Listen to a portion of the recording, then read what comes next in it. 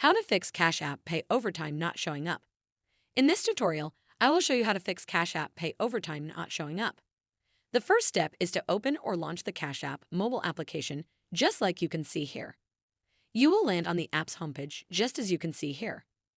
Next, tap on the profile icon at the top right corner of the screen. You will be taken to the profile section of your Cash App account. On this page, there are various sections that you can use to manage and navigate to different areas of your Cash App account. After that, make sure you scroll down. Continue scrolling down to the bottom of the screen. Once you are here, tap on this option named Support. The page will start loading. This will take you to the Cash App support page, as you can see here. On this page, there are various options that you can use to find solutions to issues you face while using the app. So, what you have to do is to scroll through them until you reach the bottom of the page.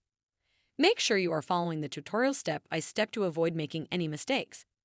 As you can see here, there is an option named Contact Us.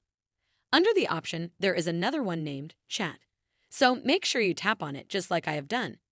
After that, the page will start loading. Give time. This is the support page of Cash App. On this page, you are supposed to type a message asking them to fix the issue you are facing. Make sure you explain to them clearly, just like I'm doing here.